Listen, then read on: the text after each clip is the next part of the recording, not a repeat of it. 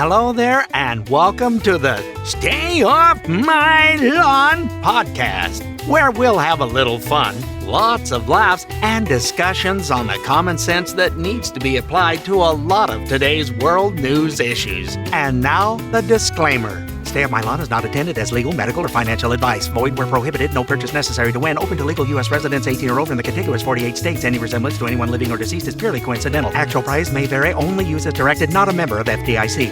And now, here are your hosts, Mike and Richard. He is ready, kids. It's very subjective. Welcome to this week's episode of Stay Off My Lawn. It's December 17th, the last one of... the second to last one of this year, 2024, and it is episode 96. Well, we're not going to really be here next week. Not really. We're gonna pretend to be here. I'll be here a lot next week. Yeah, well, tell them about what we have on tap for next week. Oh yeah, we're doing a special thing. I'm someone who loves old time radio stuff and work in a group that I get to be allowed to be the director, the producer, and the editor. Yay. Sounds like a lot of work. It is. The editing alone is. But anyhow, we had a wonderful production of A Christmas Carol from a radio script I found from 1938 that was the Campbell Playhouse featuring Orson Welles. I was able to cut 2 pages of just him going blah, blah, blah, blah, blah, blah. Yeah, we don't need that. And then we made some other cuts, and it's just right at an hour long. I think it's 55 something. By the time we do intros, outros, it'll be about an hour long show. So it's A Christmas Carol. And yes, I get to play Scrooge. I was fortunate enough to have the part on stage about 10 years ago, back in my younger days. So... anyway, it's like I am a cranky Scrooge who goes through the change. Through I don't think I have hot flashes. But I was just going to say, goes through the change. It doesn't sound right. Wait a minute. That didn't come out right. So we think you'll love it. There's 11 members in the cast. Several people have more than one part. I just am one cranky old Scrooge. Out about no Merry Christmas. Why, if I had my way, every idiot who goes about with Merry Christmas on his lips should be boiled in his own pudding and buried with a stake of holly through his heart. He should. Anyhow, that's my Scrooge. It's fantastic. So next week we'll have to play this disclaimer. Portions of the following program were pre-recorded. So we'll do that, and then...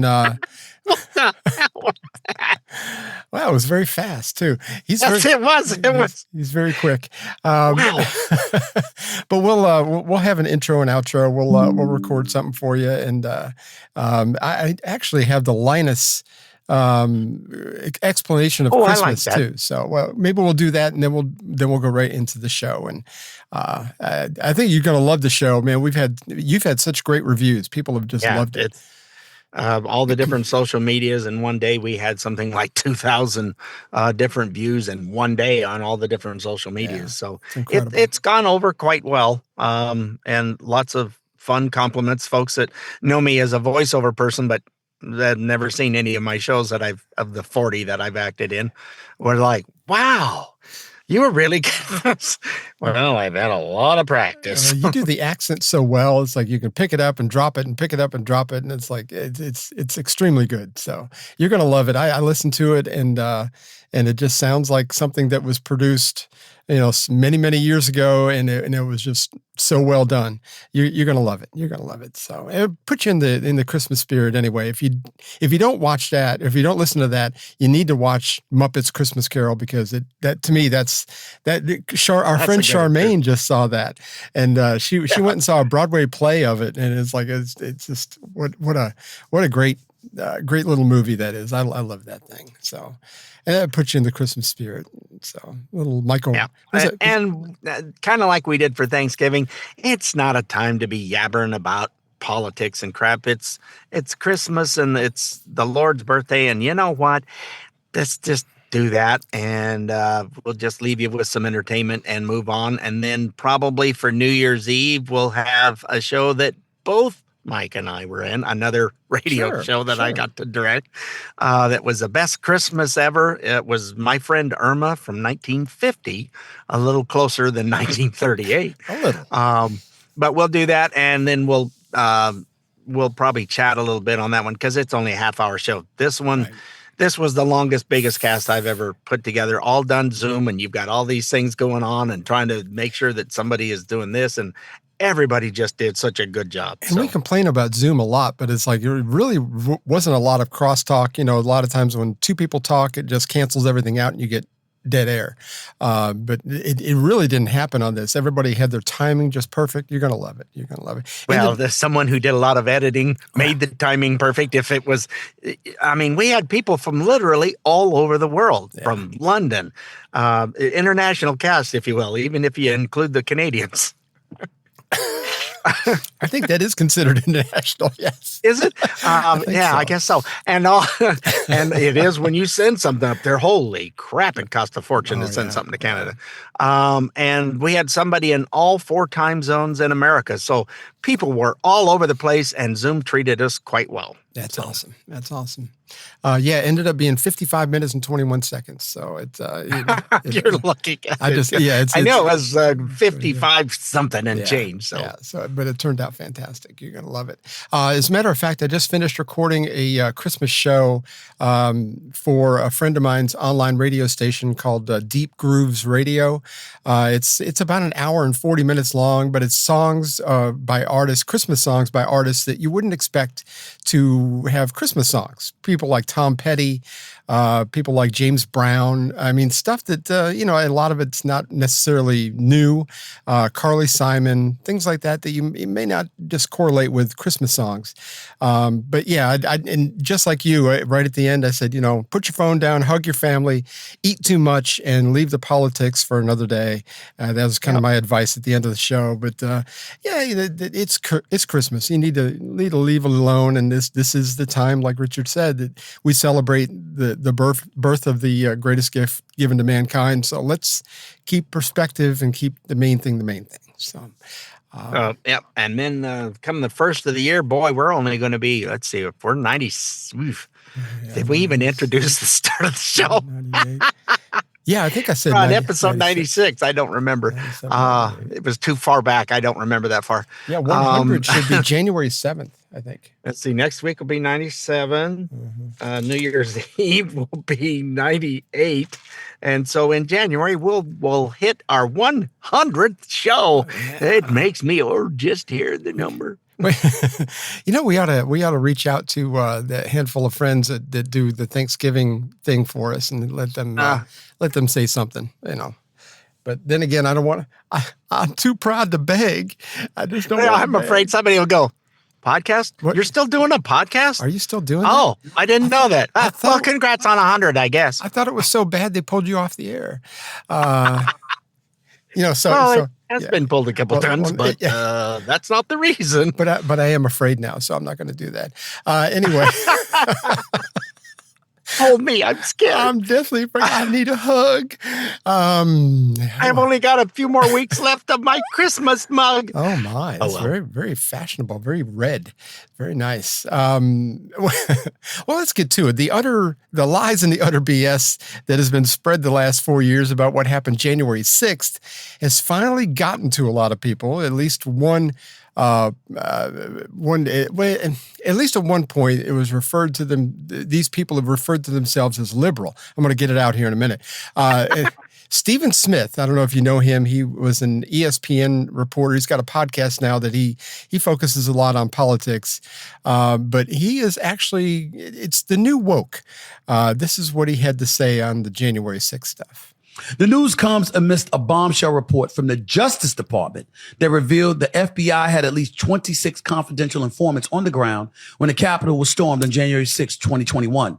The report says most of the informants engaged in illegal activity during the chaos.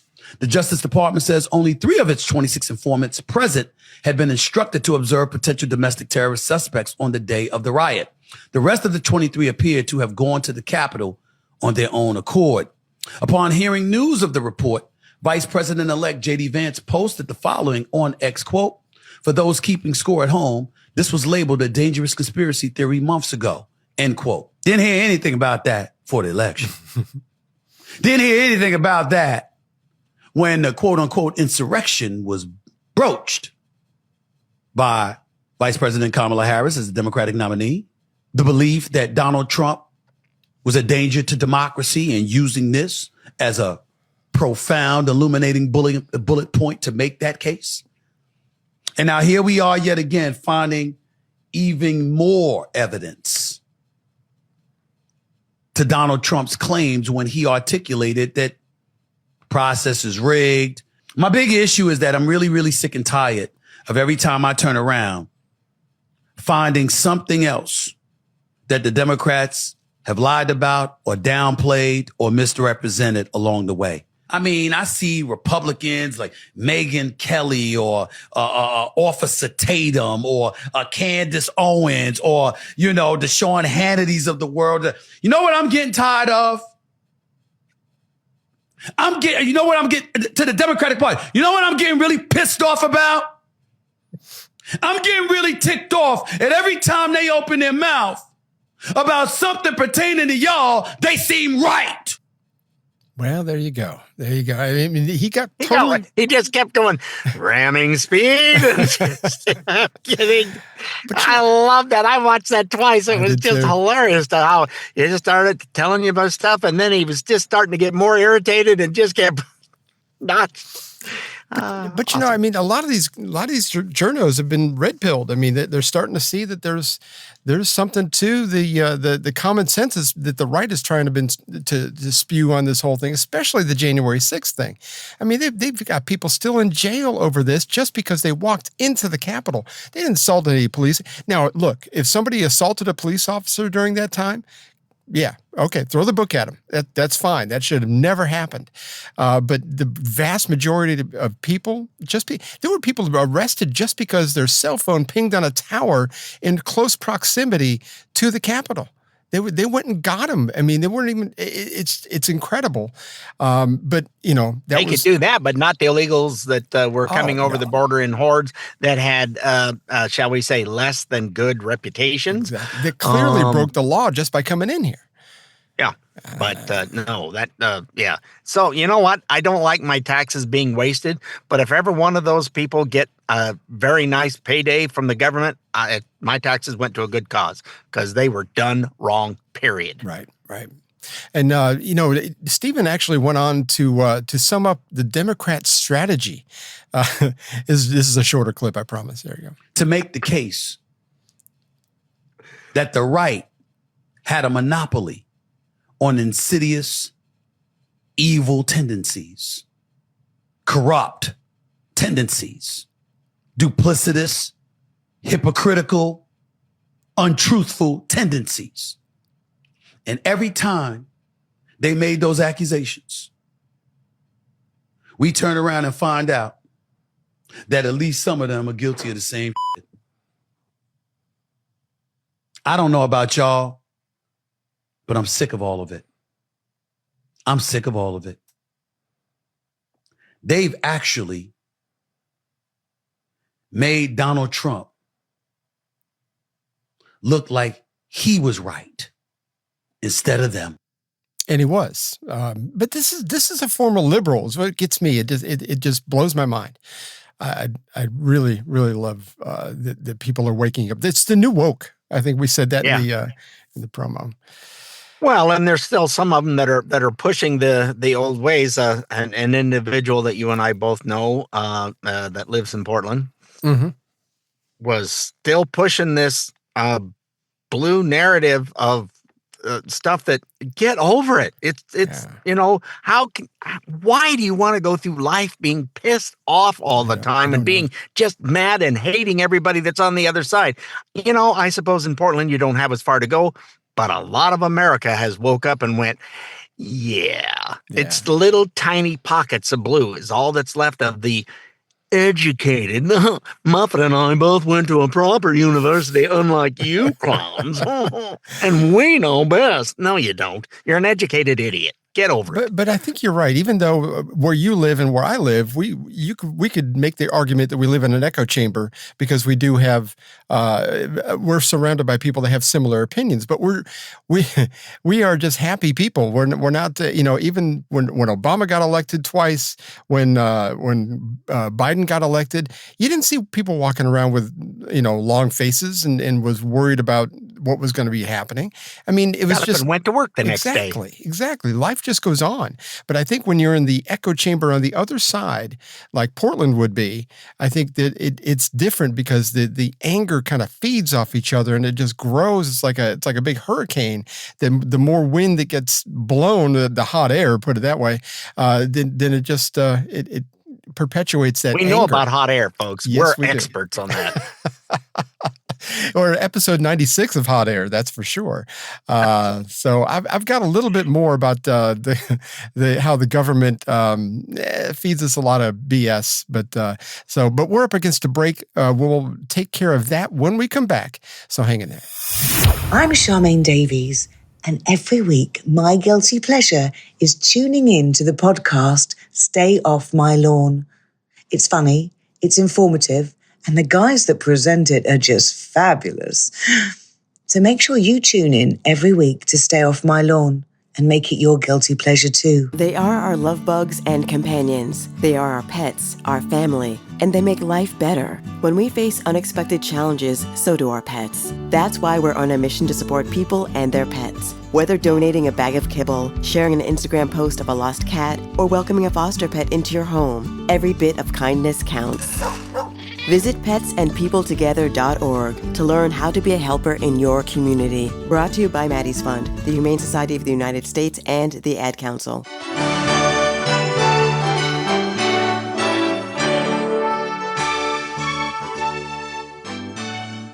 Hi, welcome back to Stay Off My Lawn, segment 2, and we're right in the middle of how the government just doesn't. They don't seem to like me, man. What? I don't feel they don't like you, and they don't tell you the truth. No. If they love me, they would hug me and tell me the real deal. But the bigger the government, the better it'll be for us, right? That is the case, I think. Yes. I got a hairball on that one. I couldn't even get that one out. Anyway, the government does like to feed us, to use their words, misinformation. they're feeding us something, all right. Yes, that's what it is. It does smell a little bit like a barn, but anyway, it smells closer to a barnyard. Anyway, well, let's look at the drones. A lot of people are seeing these drones, and there's videos, but according to the Biden regime, just a couple of weeks ago, I heard John Kirby say, yeah, there's no credible evidence. So, of course, they're kind of like caving a little bit on that now, that they are real, but yeah, everybody's seeing it's a misinterpretation of what they're seeing. But yeah, what you saw, you didn't really see. Yeah, what? What? You can't trust your eyes. You're just these low life. If the government doesn't know anything about it, somebody's showing where one of them, where some guy shot one down. It landed in an empty parking lot of a mall. Probably the mall doesn't even exist anymore. Yeah. But it made a big ass dent in the pavement, and within less than 5 minutes of it hitting the ground, FBI was there, and really? It was gone. Wow. Oh yeah. Funny, they don't know anything about it. How they get there so quick? They know stuff, man. But they've been doing this. I think we said last week they've been doing this since JFK got shot. At the very least, it's like there's still classified information to that, even though everybody associated with that whole thing is dead by now. I don't understand why they feel like they have to keep certain things from us. I suppose certain things may cause some kind of chaos, but not the amount of stuff that they've been talking about. But everybody, at least on the right, or everybody who at least has common sense in their brain, has been questioning what the government has been telling us for at least since the beginning of COVID. And Trace Gallagher actually talks about why the feds have lost all their credibility and to thinking people. And this is his report. Well, the Fox News and Night Common Sense Department is convinced the Biden administration never gets tired of giving Americans phony assurances. During COVID, they assured us that 6 feet of separation was science. As American cities were overrun with illegal immigrants, they assured us the border was secure. As we fell on hard times, they assured us inflation was transitory. They assured us Biden was healthy, student debt would be forgiven, and when a Chinese spy balloon crossed the country unchallenged, they assured us the balloon was unable to gather sensitive intelligence.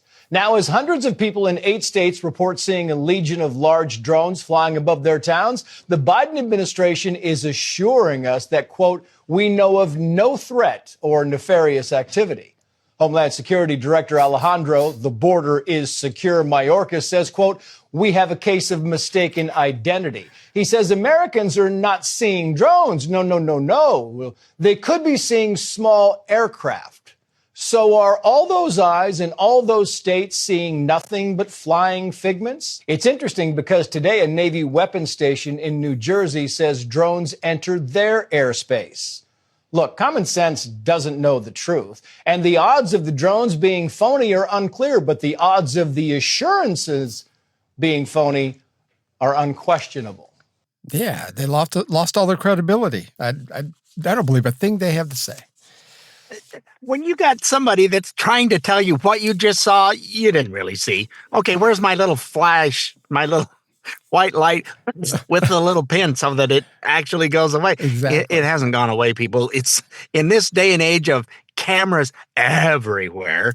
And you got some of this stuff has been recorded from ring doorbell. I mean, it's like, give me a break. You can't tell me, it doesn't exist. They're still trying to do things the way they did in the 60s, 70s, and 80s for the most part, where they could tell you stuff. And it's like, you really had to do some digging to find out. Now, no, it's, hey, they lied to me again. Oh, and again. Yeah, because there's sound bites now. You're right. The existence of the internet trumps anything that, back, like you said, back in the day, J. Edgar Hoover put out an edict, and that was just, everybody fell in line. But now it's like, not so much. It ain't working some more, people. This ain't this here ain't the thing you can be doing no more, because even us who ain't been to college, we're not educated idiots. We can go out and find it. And we know what drones are. I own a drone. I mean, come on. But some of these drones are like the size of a minivan. So it's like, this is not something that you can. A little big. It's a little big. And there's been photos of them spraying stuff. So what are you trying to kill us with from the air now? It's got to be mRNA stuff. It's just got to be. I don't know what else it could be. Anyway. Well, they've been not just on the East Coast, but Arizona's been having an issue with them as well. I hadn't seen that. I had not seen that. 8 states, though. I didn't know it had spread that far. Yeah. I think good old Uncle Joe is mad. First of all, if you watch the media, he remembers enough to be mad about something. Well, maybe not. I don't know. He seems upset. According to social media, congressional talking points lately, seems that Donald Trump is already president. I mean, you think about this. He's actually had more press conferences and media encounters since the election than Joe or Kamala have had all year. It seems like everybody's looking to him. You got Bezos and Zuckerberg all going down to Mar-a-Lago. You got the Morning Joe co-hosts going down to Mar-a-Lago. You've got Macron, and come on over to France. We've got a celebration. Come on over. The butt kissing and ring kissing has already begun because they know what's coming, I guess. But he's not being president. President Trump's president-elect Trump, let me say it properly, is not even president yet, and he's doing more than the quote-unquote existing president. Absolutely. Has done in 4 years. But I think he's mad because the Democratic nomination was stripped from him. I don't even think they, from what I understand from the paper that they put out on X, saying that he was going to bow out of the election. That actually happened before they told him he bowed out of the election. So I understand why he would be upset about that. As much cognitive ability that he has, he's probably not happy. But he pardoned or commuted the sentences of 1,500 people in one day. And I think you said there was a total of. Yeah, I saw the totals of all the different presidents so far, and he's up to over 8,000 pardons. By far, the more only than one anybody. closest to him is his favorite ally and compadre Obama. Obama was at 1930 something. And believe it or not, the two lowest ones, there are two below Trump, is the third lowest in the last 10 presidents. Bush Jr. only had 77. Wow, these numbers are scary. They're coming in my head. I can see the picture. Awesome. And then I'm not looking at him. So this is, and then you got his father, Bush Sr. was just a little right at 200, maybe a little over, but it was right around 200. Yeah. And then you had Trump that was only a little bit above that, like 250, 260, something like that, was all the more he had. And then you've got the last two Democrats, the numbers are stupid, and they're even more because there's people coming to Biden going, we need to have a pardon. Would you put us on your list, please? Oh, sure. It's just another signature. There's a video of it's a cartoon of Hunter driving. There's a cop chasing him. He's like, Dad, I need another pardon as of today. Oh my gosh. Again, all these people, it's like, what do you need a pardon for? You've not been charged with anything. Not yet. Well, it's in case I do get charged. Wait, I don't think that's how pardons work. I think you had to have been charged with something to be pardoned, but Alex, I'll take things that guilty people say for 200. Oh my gosh. Yep. Yeah. Even the Clintons have got in on the, hey, say, could you give me one of those pieces of paper and can you make it like 20 years long? Even Bill Clinton was interviewed, and I don't know whether he was on The View. I forgot where he was, but he said, well, she hasn't done anything wrong, but I'll take it. She hadn't done anything, but I mean, might as well. I'm not going to turn it down. Yeah. She's been fine. Really? Really? What's the body count up to now? Anyway. Here's how CBS Face the Nation covered it while interviewing former Democratic presidential nominee and Minnesota Senator Amy Klobuchar. This past week, he had this record number of commutations, 1,500 Americans, more than any president in any single day.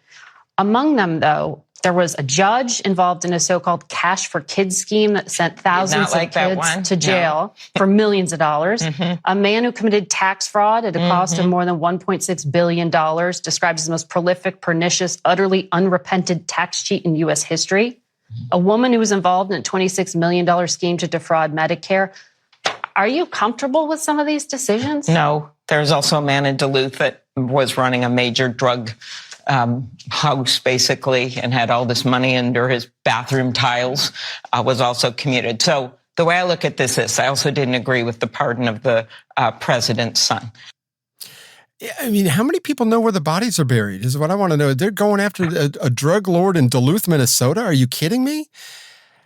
I just don't know. There's all these are, like I said, all it takes is, could you add me to that list? Sure. What's more? It's just one more signature. I'll just put it on there. I'm sure his little, arthritic hand is probably getting all knotted up pretty good. I can't imagine after 1,500 in one day, they all have to be signed individually. Hopefully somebody just typed it up and let him sign it for all of it. But, can I just put Joe on there? Is that close enough? P. Joe? Honey, get the stamp. I can't write anymore. More proof that Joe is mad is what he's doing with the border wall, knowing darn well that when Trump takes office, construction will start up again. But here's what Uncle Joe is up to. It's Fox News reporter William Longinus. The amazing part is President Trump already said he wants to finish building the border wall. So why would President Biden sell something taxpayers already paid for, knowing it could be used? Yet we found huge sections of the wall on an Arizona highway leaving the border to be sold as scrap for pennies on the dollar. It's going to one of 3 locations in Arizona where President Biden is selling hundreds of tons of state-of-the-art steel wall taxpayers already paid billions for and ready to go in the ground when Trump takes office. According to the auction website, the government is taking bids starting at $5 each for each lot of 40,000 pounds of welded steel and concrete, fence, roughly 150 steel beams. Border Patrol agent Art Del Cueto inspected the bollards and said there was nothing wrong with the panels. I mean, honestly, that's just a slap in the face, not just to the agents that are out there working, to the American public as a whole. They could have just left these panels alone. Well, last year, the government sold more than 700 of the 30-foot steel segments for roughly $200 a piece, meaning taxpayers took a loss of about 10 grand for each one. President Trump installed 455 miles of steel fencing. An additional 250 miles was under construction when President Biden halted construction, leaving huge piles of light poles, electrical supplies, crushed rock, and steel rotting in the desert. I found this pile near Yuma about 3 years ago. Now, the incoming border official with President Trump told me he was outraged because they could use these things. Now, DHS had us call the Army Corps of Engineers, which told us to call the Defense Logistics Agency, who handles the auction. They told us to call the Secretary of Defense. And they said, put it in an email. Put an email. No, that's not us. That's them. You need to call that department. Oh, yeah. They told you to call. Oh, no, it's not us. It's typical government. Pass the buck. And you said you read that Texas is buying some of that as scrap. There was a gentleman who came on, and I forget whose show it was, but he said, yeah, we've got $1 billion sitting here at our disposal. We've had this money. It's to get this stuff up, and we want this wall. Obviously, it's good for them. So he said, if we can find out, we're trying to put bids in, we're trying to get it. And then somebody said, because this is being sold on, get this, Facebook Marketplace. Oh my gosh. Oh yeah. There's pictures of it all over on Facebook Marketplace. And some lady went to go check, and she goes, none of it's there anymore. It's all gone. So the thought is that the Texas government did buy whatever there was and got that part back and was give it back to Trump give it back to the taxpayer where it's supposed to be. But I've been kind of watching and trying to dig into stuff and find as much as I could about it. But yeah, that's kind of what's happening now and then Trump yesterday in a speech was just livid that somebody called him and said, yeah, we bought a bunch of this and we'll sell it back to you at 120% profit. We'll sell it back to you more than what the government paid for it to begin with. That's how much they wanted for it. Yeah. And if they were putting it on an auction to start at $5 for a $10,000 panel, to me, that's just spite. There's no other, no other explanation. So anyway, we are actually up against a break at the moment. So why don't we come back and we will talk a little bit more about Uncle Joe being so mad and being spiteful, and so we'll cover that. So hang in there. We'll be right back. More of the Stay Off My Lawn podcast is coming up. 11 years is a long time. Over 11 years, you'll shave off 1.5 meters of facial hair. You'll breathe enough air to fill 20 huge hot air balloons. You'll see 937 cats out of the corner of your eye. And you would listen to this radio advert over 8 million times. A lot can happen in 11 years, but while the world moves on, you'll still have the record of a 12-month driving ban on your license. Time, gentlemen, please. Think. Don't drink and drive.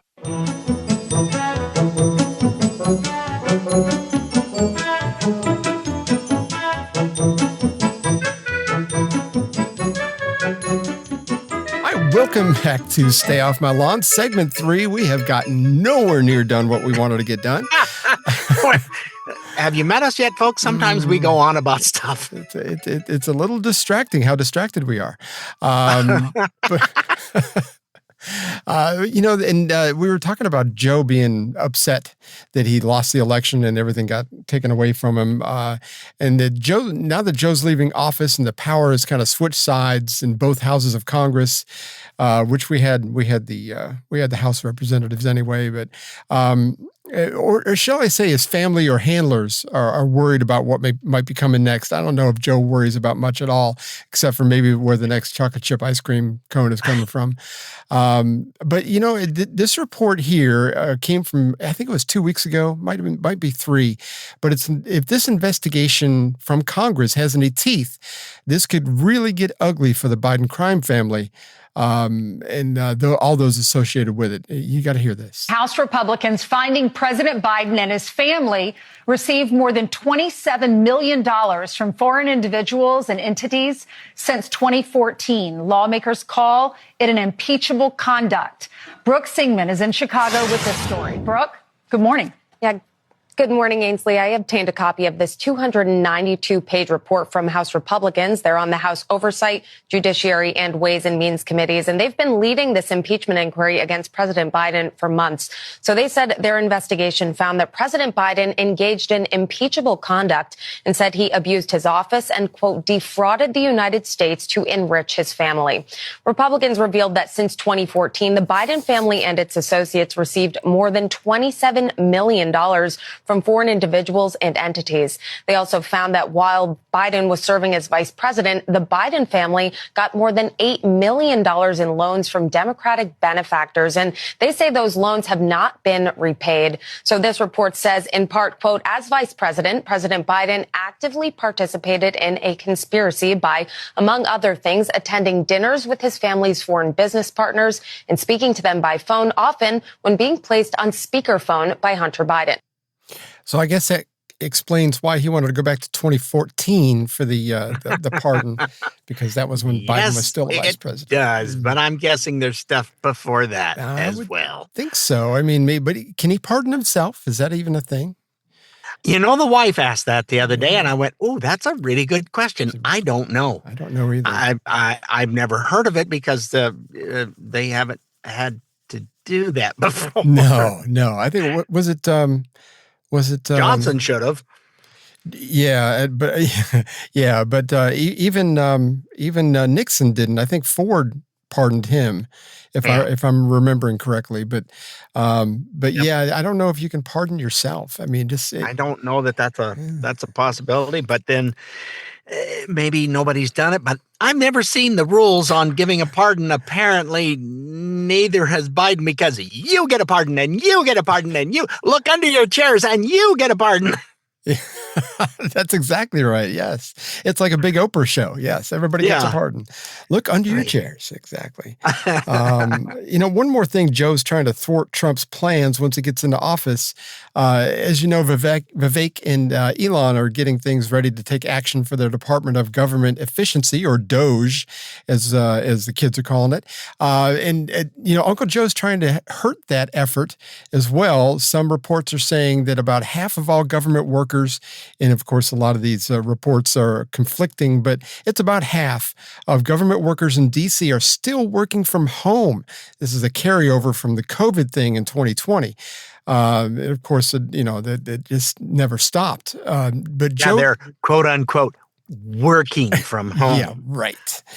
I actually have a friend that works at Home Depot, and he's still working from home, but he does accounts receivable or accounts payable, something. But so what he does, he actually can. But I think most of these government workers, I mean, it's a stretch to say that they could work from home. But Joe just made a deal. I saw this yesterday with 42,000 federal workers who made a contract with their labor union to continue working from home for the next 5 years. And it's supposed to be a binding thing. I don't know if Trump can do anything about that, but he's found ways around other things before. So I think I don't know. It's kind of hard to know. They got all these office buildings in D.C. that, one office building had 7,000 different offices in it. And the occupancy rate at any one point in time, the maintenance people outnumber those that are there working. Interesting. True fact. Interesting. That's just sad. And these people are just like X. And a lot of these people are making tons and tons of money that for doing nothing. I mean, if you're working from home, chances are you're not working as hard as if you would be in the office. But whatever. We've got a little PSA real quick. There's a new social media network called Bluesky, supposedly catering to leftists and their ideologies. Please look up what people are saying on that before you go sign up. Do not do this blindly, because I'm not having any part of it. I don't think Richard is either. We were talking about this earlier. I have no desire to. Oh, you can go to. No. It's there's a multitude of reasons. If you just do a little bit of Google searching, and you'll be able to see, like we always say, say. Do your own research.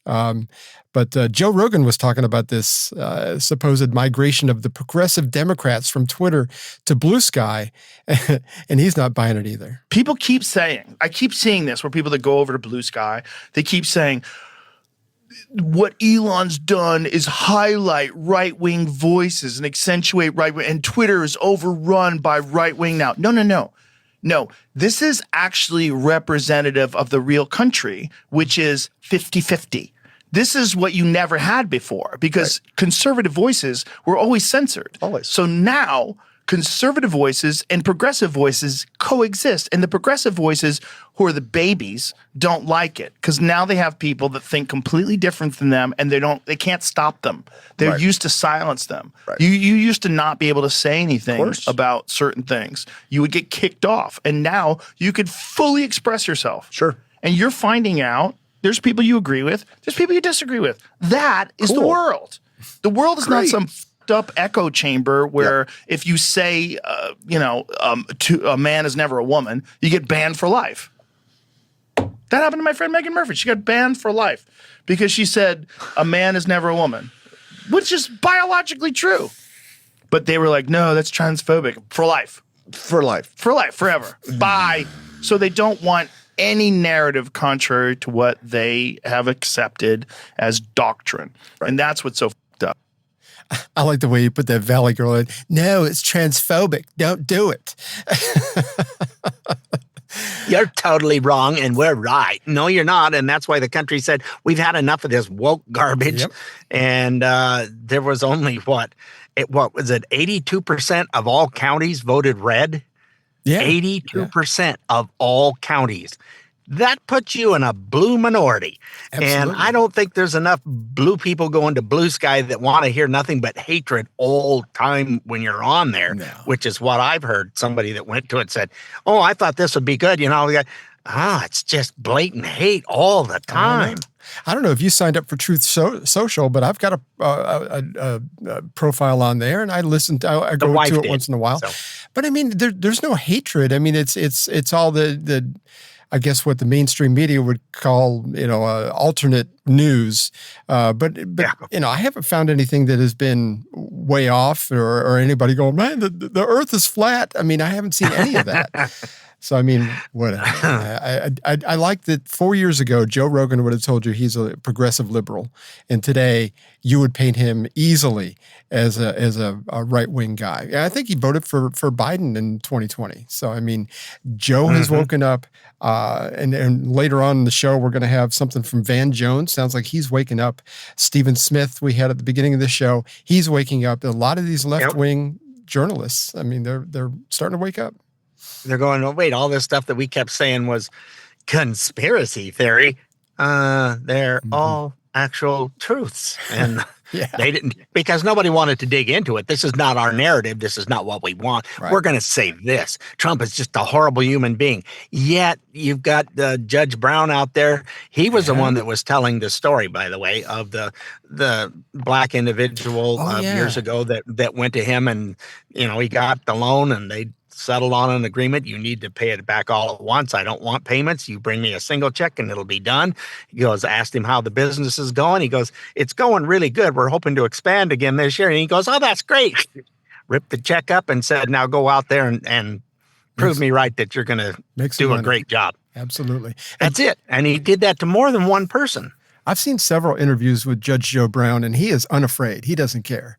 But he is definitely a pro-Trump guy. I think that, for being in the media like that and to have, I don't know, I don't think he has a show anymore, but, he's still kind of, everybody knows who that is. I mean, and he doesn't care. He doesn't care. Yep. He cares about the truth, like you and I. Yep. So if Trump was a bad guy and I heard bad stories about him, we'd report on that too. But I haven't really heard much about any of that. So anyway, people are freaking. Speaking of Trump, oh, look at that. It's like we know what we're doing. Slide right in. It's really it's kind of cool. People are freaking out over Trump's winning the Time Magazine's Person of the Year for the second time. Joy Reid from MSNBC, which is known for not being joyful. She said something disparaging about. I know it's hard to believe, but you got to believe me. Well, actually, you don't have to believe me. Here she is saying it. And let's remember who else has been given this title in years past in the same category: Adolf Hitler, Joseph Stalin, Ayatollah Khomeini, and Vladimir Putin. In fact, Stalin won the distinction twice, just like Trump. Stalin. Yay! Let's compare They're him to buddies. Yeah, let's compare him to Hitler and Stalin and everything. But, let's put it in a little bit of different perspective. There may be a fact or two they left out. Yeah, like Barack has won it twice. Bill Clinton's won it twice. What? Obama won it twice? Yes, he did. Mikhail Gorbachev won it twice. Of course, he's supposedly a good guy. Joe Biden and Kamala Harris, Bernie Sanders, Pope John Paul, Pope Francis. They've all been named Times Person of the Year. So they're all commies too? They're all like Hitler and Stalin. I mean, let's just be honest. I love how they pick stuff out, and so it fits this stuff fits our narrative. Oh, we don't need to tell you about the other, but this stuff. Jeez, I'm so tired of that. They claim that's what we do. That's the thing that gets me. Yeah, that's the biggest reason why their viewership is down to, what did I see? Something, Peppermint Patty show on MSNBC for an entire week, barely got to 600,000 views. For an entire week. I think I saw yesterday that the Food Network gets more viewership than CNN. The Food, I think it's the Food Network. One show. Anything that Guy Fieri's in gets more views than anything they do. He's much more likable than any of the people on CNN. Yes, this is true. He seems like somebody you could get along with. Oh, yeah, they keep wanting to spew the hate, and it is not going over. It's not working because people know that Trump's not Hitler. I mean, if you go back prior to when he was president in 2016, I mean, you can just kind of see that he worked for Jesse Jackson's campaign back in the late 80s, I think it was, and I mean, there's just a lot of things that he has done, like the story you just told that Judge Joe Brown talked about. I mean, he's not a racist, he's not a misogynist, he's not any of those things.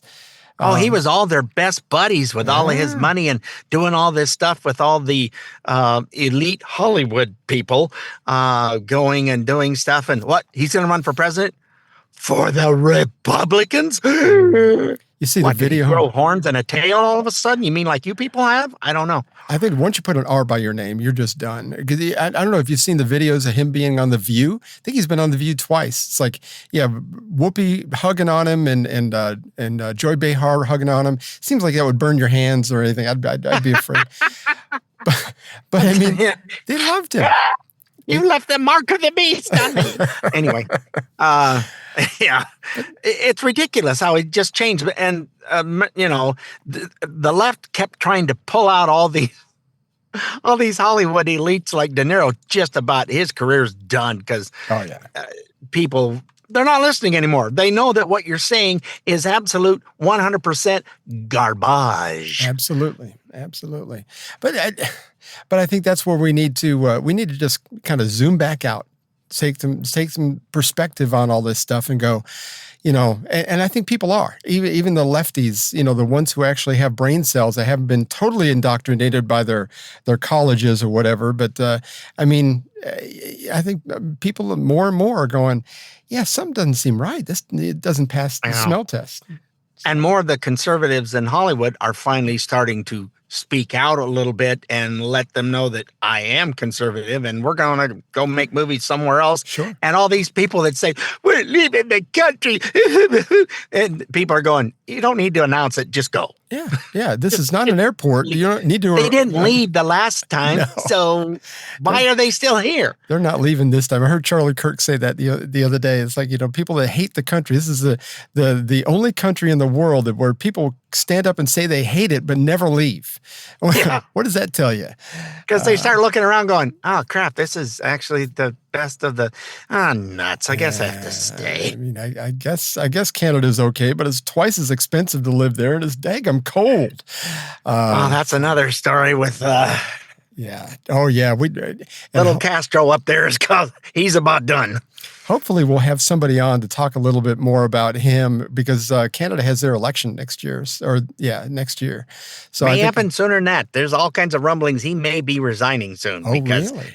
the rest of the world wants nothing to do with him. And there's stuff happening in Great Britain because they just They got elected problems there right now too, they big just time. elected a big Labor guy, and Labor would be Democrat here, and things are not going well. So we do have a British friend that I'm hoping to have on the show next month, and we will have him on and give us his running commentary on what's actually going on over there, and that will be a lot of fun. Plus, I want to have Charmaine on again, but we'll do that. She's a great guest. She's a hoot. She is fantastic. When we come back, we're going to look at another red pill moment from a former CNN There seems to be political. a lot of those, doesn't there? We've got a lot from a former CNN political analyst and one that actually still works there.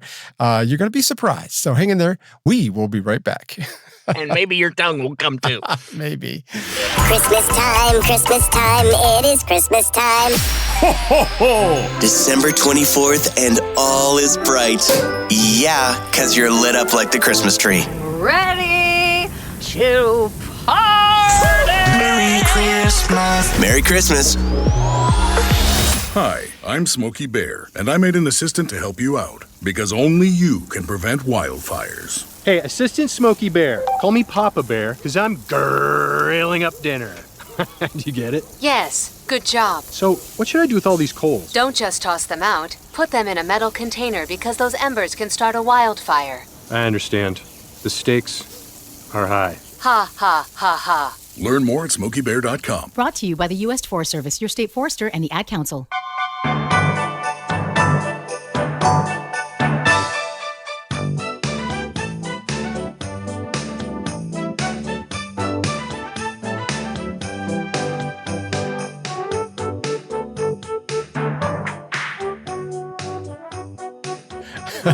Well, I mean, there's got to be some kind of last words. Hey, welcome back to Stay Off My Lawn. Segment 4, we're almost done. Famous last words. We're going to try to get a last word in here sometime today, folks. Just bear with us. It'll happen, maybe. Grab your fanny packs and put them on. We're almost done and out of here. And you know, I mean that in the best possible way. I don't know how second.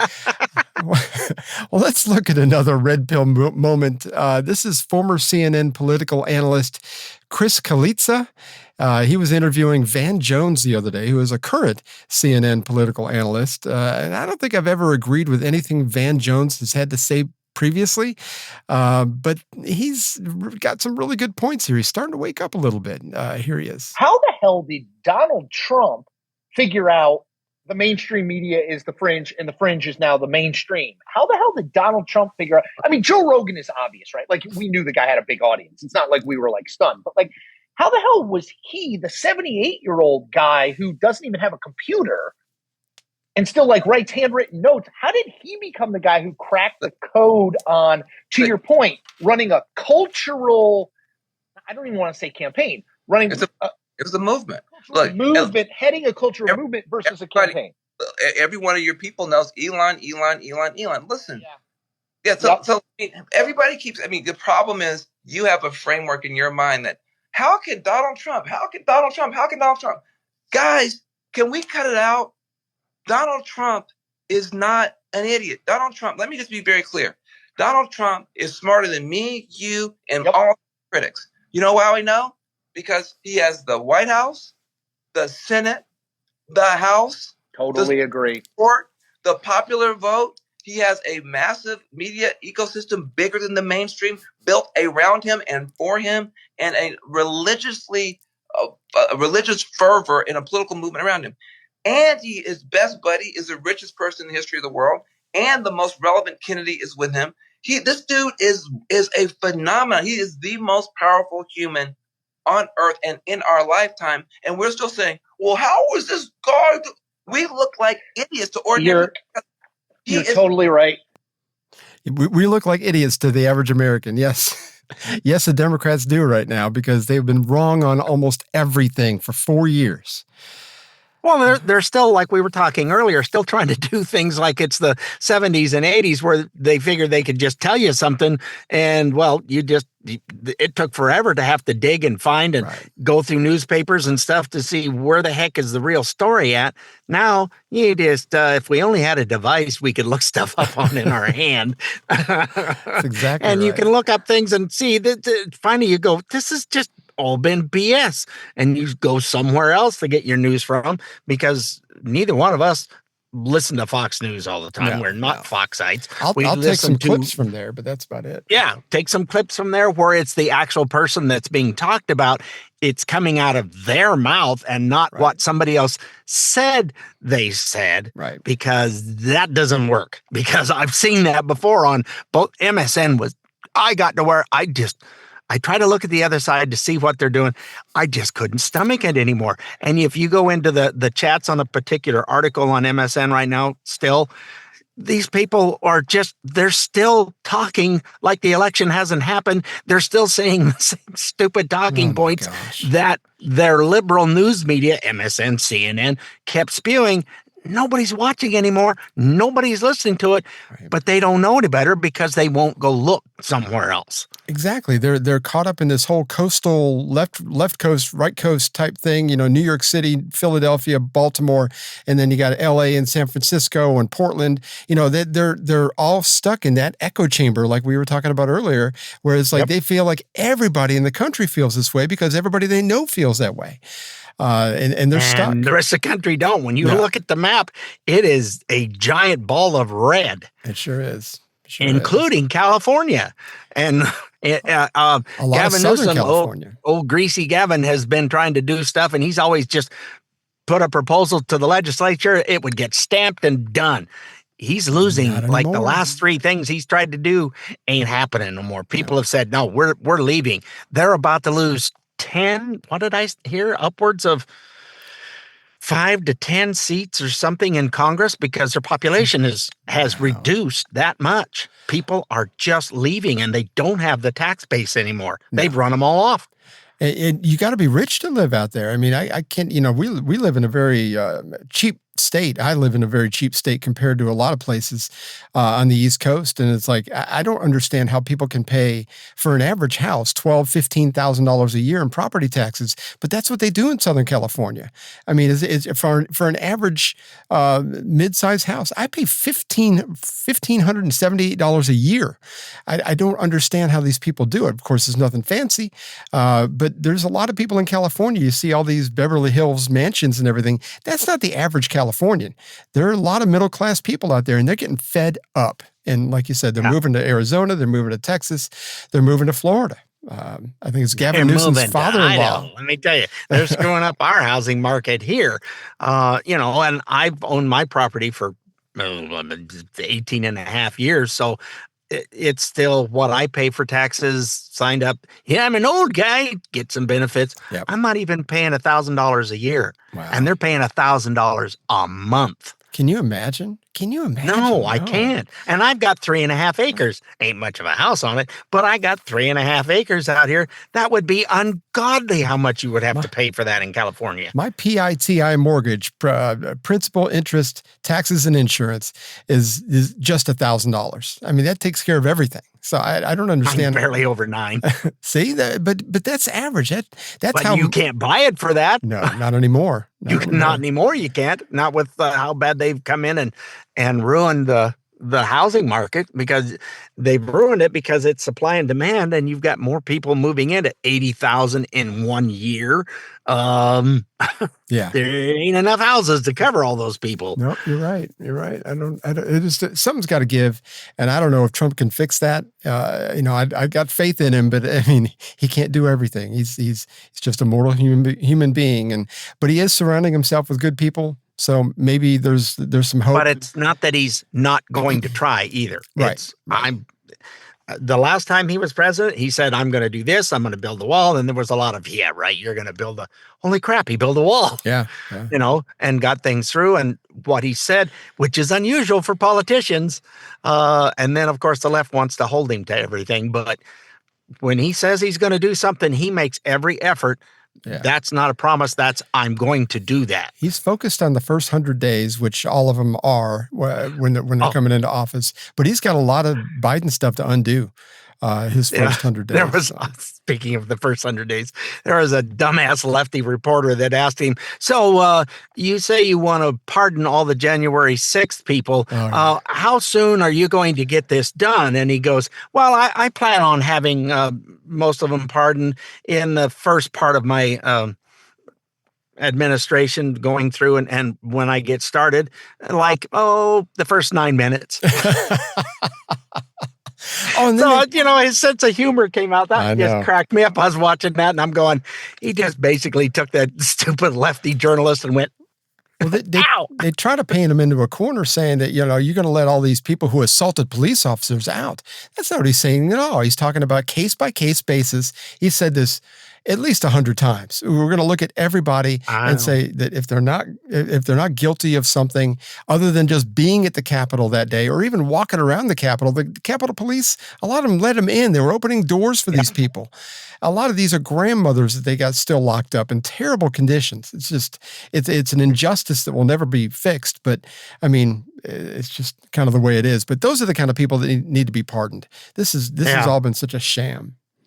And speaking of Trump, with what they've been saying about him, some of them are going to start getting a little more nervous about how making up crap saying about Trump is about to come to an end. Yep. And leading into that, yes. See, I was trying to help out. You look at me like, what? No, wake up. Hello. I get it now. McFly, anybody in there? It's a segue. I got it. My poor little brain. I was trying my best, and you were just looking back going, what? You did great. Yeah. You know what? We do have something. Even if I didn't get it, you did great. The walls are closing in on the Democratic establishment, not just politicians, the mainstream media. Trump just won a big lawsuit. And here is that news. From ABC, they will now have to pay $15 million to settle a defamation lawsuit with President-elect Trump. So this all they will be paying this money to the presidential library. This is all over a lawsuit that Trump filed against anchor George Stephanopoulos. It was over his inaccurate on-air reporting that the president-elect had been found guilty and then found civilly liable, for raping writer E. Jean Carroll. So according to settlement documents that were made public today, ABC will also have to post a note on its website expressing regret over the claim in a March 10th segment that happened on Stephanopoulos' program this week and pay $1 million in legal fees to Trump's lawyers as well. So Trump did sue Stephanopoulos and ABC for defamation. This was just days after the anchor claimed that during an interview with Representative Nancy Mace that Trump had been found liable for rape, which is a mistale of the verdicts in Carroll's 2 lawsuits against him. Just to be clear, we do know that last year, Trump was found liable for sexually assaulting and defaming Carroll and was ordered to pay her $5 million. In January, though, he was also found liable on additional defamation claims in order to pay Carroll $83.3 million. Trump, though, is appealing both verdicts at this time. And of course, that was all just, what a sham that was, too. I mean, you see Trump in a department store, especially back in the, come on, give me the only time I've ever seen Trump in a department store was Home Alone. And that was... No, that wasn't even a department store. Wasn't that the New York train terminal? Oh, that could be. It could be. I remember he was standing there in the long trench coat talking to Kevin. Yeah. One network, by the way, that was showing that cut that part out. Oh, did they really? Cut Trump out, yes. Wow. I see the hatred runs deep, talk folks. About petty, but gee, I know, it's crazy. But thankfully, I really want to see that arrogant little piss pod George Stephanopoulos have to go on there and go, I was wrong. It's like, he has to apologize on air. Yeah. They have to. It's got to be done. I'm really looking forward to that. When we get that, we will play that for you folks because I like that. I like it already. I haven't even it hasn't even happened yet. Oh man! After all that, we need a palate cleanser, don't we? Oh Lord, yes. It's been a day, hasn't it? We've got enough. Man, I've been finding. I've been finding rest of the stories left and right lately. This is a great Christmas story one, too. Yeah. Here's another Paul Harvey, rest of the story, Christmas themed, rest of the story. That's what I meant to say. Now, the rest of the story. Father Joseph Moore had an emergency on his hands. He's a young priest in a newly created parish. He's not yet accustomed to dealing with last-minute crises. Everything had been routine, had been minor until now, but now it's December 24, it's Christmas Eve. The little Bavarian village of Oberndorf was already cloaked in gray nightfall, gently swirling snow. Father Joseph's parishioners were so looking forward to the midnight church service. For them, Christmas would simply not be Christmas unless it was heralded by the choir singing joyful carols, accompanied by the chapel organ. That was the problem, the organ. Or rather, the absence of it. For you see, the local schoolmaster and church organist, a young fellow named Franz Gruber, had come early that evening to rehearse for the midnight service, and he'd noticed that there was curiously little resistance as his feet pumped the organ pedals, and when his fingers touched the keys, nothing, not a sound. Further investigation revealed that hungry church mice had nibbled the bellows of the organ, no air pressure to feed the pipes, and on such short notice, repair was out of the question. So, organist Franz reluctantly made the announcement to Father Joseph. In a matter of hours, the church would be filled with an eager congregation, and then it would be Father Joseph's turn to break the news. Half-heartedly, organist Franz mentioned that he also played the guitar. Father Joseph smiled. The magnificent service he had in mind would be incongruously diminished by such feeble accompaniment. Unless, of course, Franz would like to write new music for the service, some music specifically suited to the guitar. Now Franz was smiling, but Father Joseph was serious. With so little time to work, neither could expect a profound and polished finished product, but for the sake of a Merry Christmas, they would have to do their best. With the midnight service fast approaching, Franz hurried home to get his guitar and some blank staff paper. And when he returned to the church, Father Joseph handed him a poem of 3 verses. Father Joseph had written a poem himself. He had actually composed it the day before without knowing how quickly it would become of use. Franz took the poem, began scoring for 2 solo voices, chorus and guitar accompaniment. The lines of music flowed onto the paper like sacramental wine. Perhaps the melody was a bit too naive, a little too simple, but there was no time to embellish that. Soon the choir would be arriving. They would need copies. Would there be a few minutes to rehearse? No time to rehearse. They would have to perform it cold. Americans, what you have just heard is how a Merry Christmas came to a little Bavarian village in 1818. Franz and Father Joseph sang, accompanied by Franz's guitar and the chapel choir, and against a flickering counterpoint of quiet and candlelight, the Oberndorf parish listened in awe. Because hungry mice had hushed the church organ, the music for their midnight service had been a rush job, and yet the spontaneous creation of Franz Gruber, inspired by the simple poetry of Father Joseph Moore, unleashed a power born of stillness, a music reflecting majesty. For the unsophisticated little Christmas song they wrote remained unrevised and is each year at Christmas time rediscovered and celebrated throughout the entire world.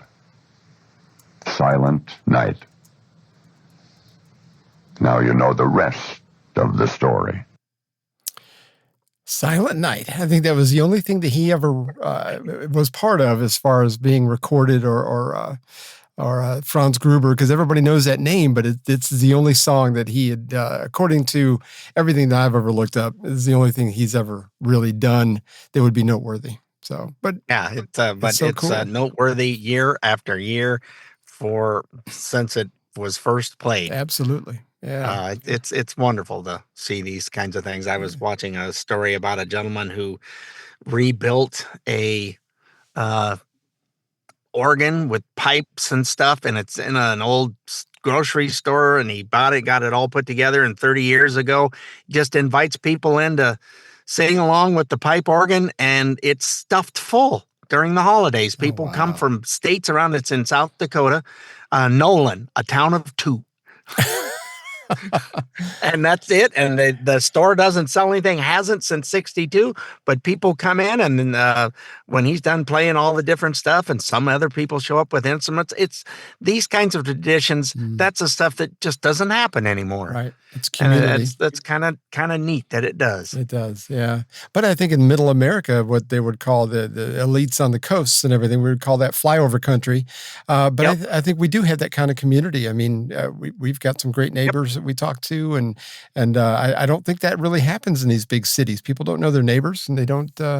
They just don't have that kind of interaction with people. And I think it is refreshing. You're absolutely right. Yep. So anyway, we hope you were somewhat informed and had fun like we did. Don't forget you can find us on iTunes, Spotify, iHeart, Amazon Smart Speaker, Rumble, sometimes YouTube, or wherever you get your podcasts. And you'll find us every Thursday at 5 p.m. Eastern Time on the OracleTalkRadioNetwork.com. You can get the apps for Apple and Android, or you can just scroll down a little, and there you'll see a play button and enjoy us for your drive home on Thursdays at 5 p.m. Absolutely. And don't forget, next week we have our Christmas special, so tune in for that. It's a Christmas Carol featuring Scrooge, our very own Scrooge, Richard Durrington. You're going to love it. You're going to love it. I've already listened to most of it twice already. So hang in there for that, and we will see you next week, folks. Toodles, thanks so much for listening. Well, we had fun and hope you did too. The opinions heard here today are not those of anyone other than Mike and Richard. If it made you laugh or go, or even, then we've done our job. Sort of. Well, mostly anyway. And if we made you think about things in a common sense manner, we welcome you to the club. And if it didn't, then just stay off my lawn. See you next time.